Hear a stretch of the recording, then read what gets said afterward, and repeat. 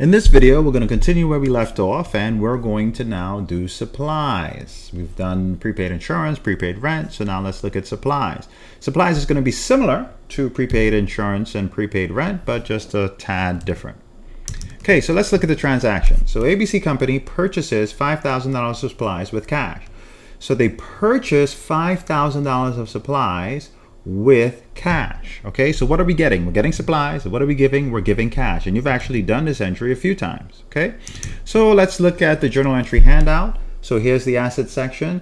Cash is an asset. What is it doing? It's going down. So I'm going to credit cash for $5,000. So I'm going to go here and I'm going to credit cash for $5,000. All right, so you'll see that. Well, what am I receiving? I'm receiving supplies. Supplies and office supplies is the same thing. So if you see office supplies and supplies, you can treat it the same. So supplies is doing what? It's an asset. It's going up. So I'm going to debit the asset. So I'm going to debit supplies here for $5,000. So I'm going to go to supplies. This is my debit for $5,000. And here, this is my credit for $5,000. Okay? So that's the initial entry. And we see it reflected here on our general journal and our general ledger with the T accounts. Now, on January 31st, the supply closet shows a balance of $2,400 in supplies. So we have to be very careful here.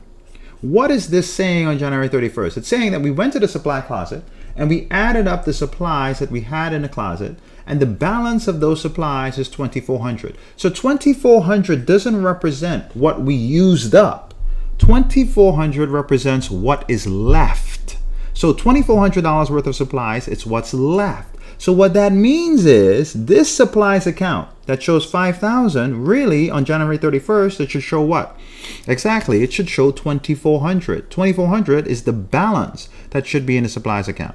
All right, so what do we have to do? We have to figure out how much was used up. And well, that's simple. If we started with $5,000 and we end with $2,400, if we just take the difference between these two, if we take $5,000 minus $2,400, then what do we get? We get $2,600. $2,600 represents the supplies that was used up. Okay, so what we have to do now is we have to decrease this supplies by $2,600 because $2,600 is gone. It's used up. It's taken out of supplies. So I am going to put here supplies, right? And I'm going to credit that for $2,600. All right, so my supplies was used up for $2,600. I'm going to go here and I'm going to put in $2,600 in supplies that was used up. Okay, so now I have $2,400 left, which makes sense, right? It says the balance, the supply closet shows a balance of $2,400. This is $2,400, okay? Now, what do I do with the, I can't just have a credit entry. I've got to have a debit. Well, what's the debit? Well, you know by now, right? If you used up supplies, those supplies, that's an asset, becomes an expense. So the asset becomes an expense when it's used up.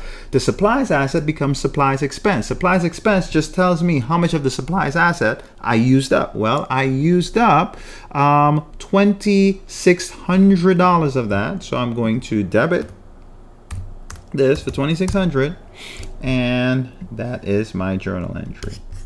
Okay, so debit supplies expense for $2,600, supplies for $2,600, and that's the other piece. All right, so now with supplies, just a very interesting thing. So this says the supply closet shows a balance of supplies. So here is the other way this can be worded. In supplies, when you have the supplies entry, we can word it two ways. We can tell you the balance, which is what we do here, or we can tell you what was used up. So instead of saying the supply closet shows a balance of $2,400, I could have worded this problem by saying, or on January 31st, right? I can put it in here on January 31st. This is the other way I could write it. On January 31st, $2,600 of supplies were used up in January.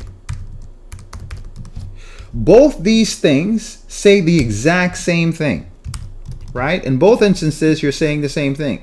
You're just wording it differently. So in the first scenario, I'm telling you the balance.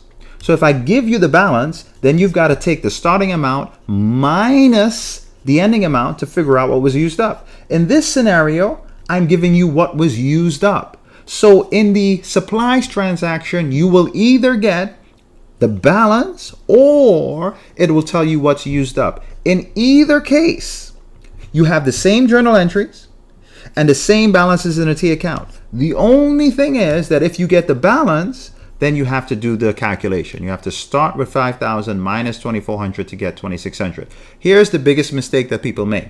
It says the supply closet shows a balance of 2,400 and they make a journal entry, debit supplies expense for 2,400, credit supplies for 2,400. Why is that wrong? You should be able to tell me, even though you're watching this in video, you should be able to tell me why that's wrong. It's wrong because you didn't use up $2,400 worth of supplies. It tells you that this is the balance in the supplies account. You have to do a journal entry for how much that was actually used up.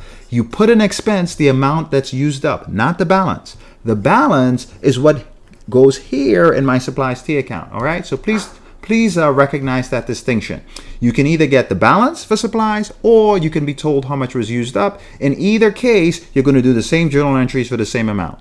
You're just going to have to calculate the amount used up if I give you the balance. All right?